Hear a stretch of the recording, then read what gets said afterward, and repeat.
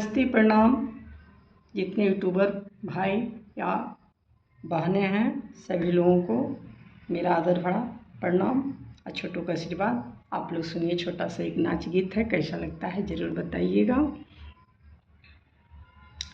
एगो चुमा खातिर राजा हमार रूस गइले, एगो चुमा खातिर राजा हमार रूस गइले, एगो चुमा खातिर सैया हमार रूस गइले हो, रूस गइले, रूस गइले हो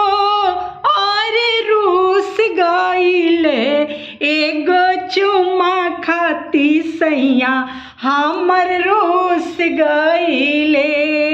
सोने की थारी में जेवा ना परोसनी, सोने की थारी में जेवा ना परोसनी, जेवनो ना जेवले बहरी सूत गइले हमार राजा, एगो चुमा बिनु रूस गइले हमार सैया, एगो चुमा बिनु रूस गइले।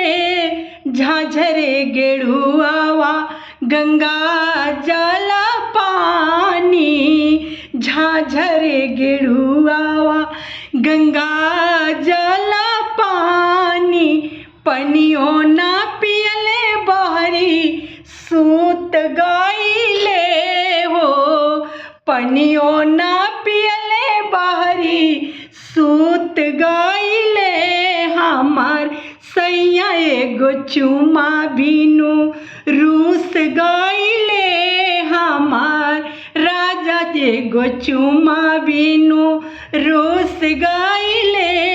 फूल हजारी के सेज लगायो, फूल हजारी के सेज लगायो, सेजियो ना सोले बहरी सूत गइले हमार राजा, एगो चुमा बिनु रूस गइले हमार पिया, एगो चुमा बिनु रूस गइले हमार राजा, एगो चुमा बिनु रूस गइले हमार। धन्यवाद दोस्तों। ये नाच गीत कैसा लगा कमेंट करके ज़रूर आप लोग बताइएगा।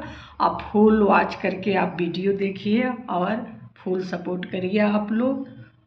धन्यवाद।